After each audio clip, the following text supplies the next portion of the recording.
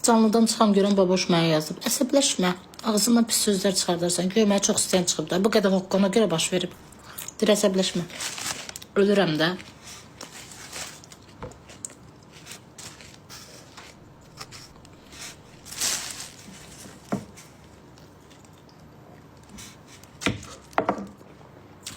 Bayaq uşaqlı ilə danışdım. Mənə bir dənə vəkil önərdi.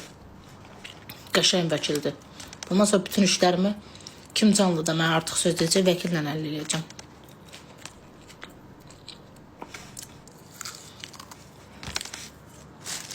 İnsanlarla elə olmaq lazımdır. Bundan sonra.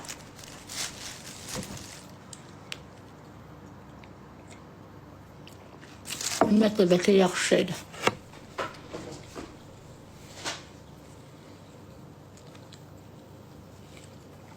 Hər şey yaxşıdır. Haqqı tələb eləyəndir. Sabahdan biz də vəkilimizi paylaşarıq. Gözəlimdir.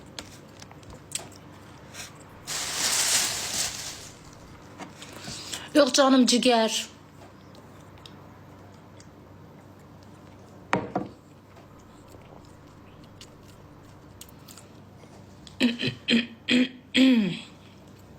Başka şey yazmayayım. Mənim maraqlı deyil başka şeyler. Mən insanların qrexini axtarmıram, üzünə vuram. Mənim nəyimə lazım? Kim neyinir özünə, öz qəbrinə qoyulacaq. Mən özümü açıb içəcəm.